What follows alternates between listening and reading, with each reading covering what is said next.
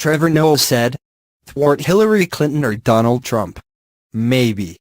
Presidential politics have split the country, Hillary Clinton on one side, Donald Trump on the other.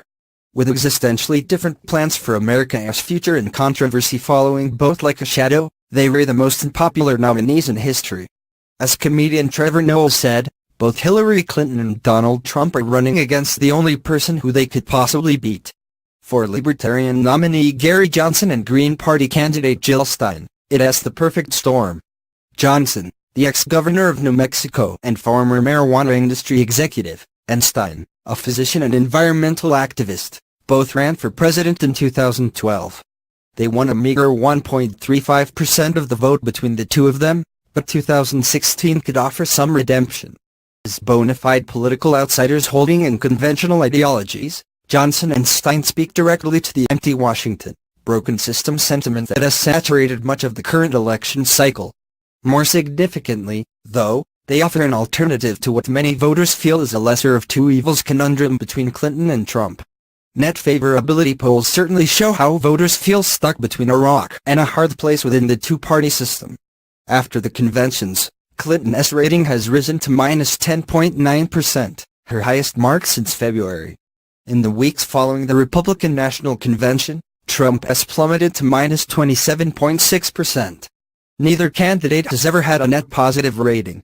In contrast, last election's Republican nominee, Mitt Romney, had a net favorability of minus 1.3% around this time in the 2012 race. In August 2008, then Sen. Barack Obama and Arizona Senator John McCain both notched positive scores, hitting 22% and 18% net favorability ratings, respectively. The widespread distaste for both nominees this year has left many feeling snubbed by Democrats and Republicans alike, potentially pushing voters outside party lines for their presidential pick. In head-to-head polling, Clinton leads Trump 48% to 40.3% as of August 9. But when including third-party candidates in the mix, support for Clinton and Trump drops by about 4 points.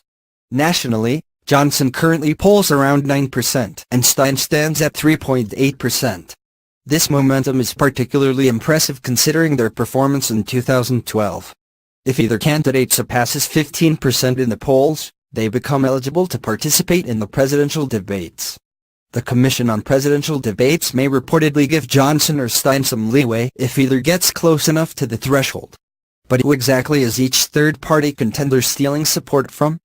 Conventional wisdom holds that Johnson attracts laissez-faire Republicans with his small government, free market stances. Meanwhile, many left-leaning Democrats are drawn to Stein's unwavering liberal ideology. Ever since Vermont Senator Bernie Sanders ended his presidential bid and endorsed Clinton, Stein has tried to court his more die-hard, liberal supporters. Many have flocked to the Green Party, but a significant chunk have also defected to Johnson. A recent CNN poll found that among Sanders supporters, 12% say they now support Stein, and 10% favored Johnson. Johnson has also made real strides among Republicans in the Never Trump movement. The Libertarian received his first congressional endorsement over the weekend from Republican Representative Scott Rigel of Virginia. Even Romney told CNN he'd consider voting for Johnson. If Johnson's running mate, former Massachusetts Governor Bill Weld, topped the ticket, Romney said he'd have no qualms going Libertarian in 2016. It is likely that Stein will primarily draw voters from the far left.